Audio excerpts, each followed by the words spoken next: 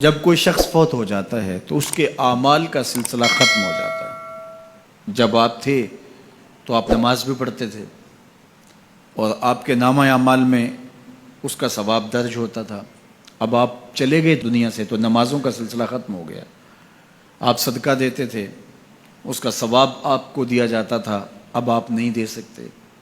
آپ تسبیحات کرتے تھے، آپ کسی کی مدد کرتے تھے، آپ لوگوں کو راستہ دکھاتے تھے، راستے میں پڑی ہوئی چیز اٹھا لیتے تھے، کسی پیاسے کو پانی پلا دیتے تھے، کسی بھوکے کو کھانا کھلا دیتے تھے، کسی برہنہ وجود کو لباس دے دیتے تھے، کسی کا بیٹھ کے دکھ سن لیتے تھے، کسی کی مشکل میں کام آ جاتے تھے۔ آپ حج کرتے تھے، آپ عمرے کرتے تھے، آپ قرآن مجید کی تلاوت کرتے تھے۔ یہ کتنے اعمال خیر تھے جو آپ بجا لاتے تھے، لیکن جب موت آئی تو یہ سب کچھ ختم ہو گیا۔ الا من ثلاثہ، لیکن 3 اعمال کا ثواب ہے جو اس کے نامہ اعمال میں درج ہوتا رہتا ہے۔ وہ کون سی 3 چیزیں ہیں سنیے، اور یہ اعمال اپنی زندگی میں کمائیں تاکہ نامہ اعمال کبھی بھی جو ہے وہ بند نہ ہوں اور یہ چیزیں درج ہوتی رہیں۔ سب سے پہلی چیز صدقہ جاریہ، ایسا صدقہ کہ جو جاری رہے۔ آپ نے مسجد تعمیر کروا دی، جب تک وہ مسجد موجود رہے گی اور لوگ اس مسجد کے اندر نماز پڑھتے رہیں گے، ان کی پیشانیاں سجدہ ریز ہوتی رہیں گی، تو نماز پڑھنے والوں کو تو ثواب ملتا ہی رہے گا، جنہوں نے مسجد تعمیر کروائی ان کے نامہ اعمال کے اندر بھی ثواب درج ہوتا رہے گا۔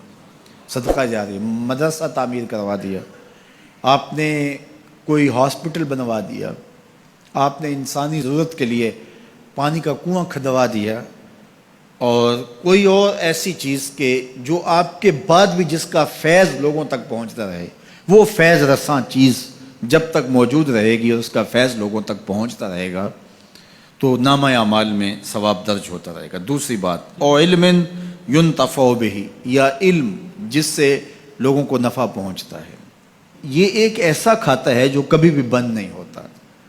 آج میں اگر حضور علیہ السلام کے فرامین آپ کے سامنے رکھ رہا ہوں اور آپ اس کو سن رہے ہیں، اور اللہ توفیق عمل بھی نصیب فرمائے، تو مجھے بتائیے، مجھے تو اس کا ثواب ہو ہی رہا ہے۔ اب جس استاد نے مجھے پڑھایا ہے اور یہ سکھایا ہے، یہ جتنے لوگ سن رہے ہیں سب کا ثواب میرے استاد کے نامہ اعمال میں درج ہو رہا ہے، اور میرے جیسے اور بھی شاگرد ان استادوں کے جو اگر یہ کام کر رہے ہیں تو ان کا ثواب بھی استاد کے کھاتے میں درج۔ اب اس کا ثواب پھر ان کے استاد کے کھاتے میں درج، اور پھر ہمارے استادوں کے جتنے بھی ہم سبق تھے سب کا ثواب ان استادوں کے کھاتے میں درج، اور پھر ان کا ان کے کھاتے میں، اور یہ چلتے چلتے حضرت ابو ہریرہ کے کھاتے میں چلا گیا، اور پھر ان کا ثواب رسول کریم کے کھاتے میں گیا۔ اللہ اکبر۔ تو بات کر رہا تھا کہ اس طرح کھاتے بڑھتے چلے جاتے ہیں اور نامہ اعمال میں ثواب درج ہوتا چلا جاتا ہے۔ او علم ينتفع بہ، ایسا علم جو نفع دیتا ہے۔ او ولد صالح یدعو لہ، تیسری بات صالح اولاد جو ماں باپ کے لیے دعا کرے، اور ماں باپ کے لیے جب دعاؤں کا سلسلہ اولاد کی جانب سے جاری رہتا ہے تو وہ صدقہ جاریہ ہوتا ہے۔ صالح اولاد ماں باپ کے لیے کبھی بھی دعا ترک نہیں کرتی۔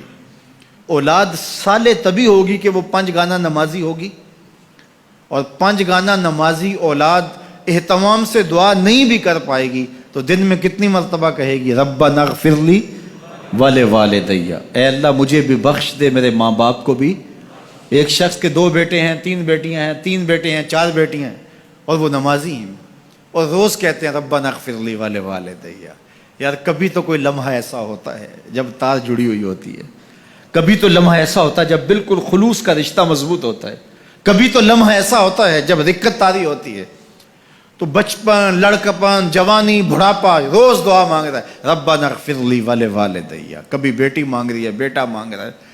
تو صالح اولاد کی دعائیں ماں باپ کے درجوں کی بلندی کا ذریعہ ہے۔ تو 3 چیزیں ارشاد فرمایا کہ یہ منقطع نہیں ہوتی، صدقہ جاریہ، علم نافع، اور صالح اولاد۔ اللہ ہمیں صدقہ جاریہ کی توفیق بھی دے، اور اللہ ہمیں علم نافع سیکھنے اور علم نافع آگے منتقل کرنے کی توفیق بھی دے، اور اللہ جل شانہ ہمیں توفیق عطا کرے کہ ہم اپنی اولاد کی ایسی تربیت کریں کہ کل ہمارے لیے وہ صدقہ جاریہ بنیں، اور ہمارے مرنے کے بعد بھی اور ہماری زندگی میں بھی ہمارے نامہ اعمال میں نیکیوں کے درج ہونے کا سبب و ذریعہ ہو، اور ہمارے لیے دعاؤں کا سلسلہ جاری رہے۔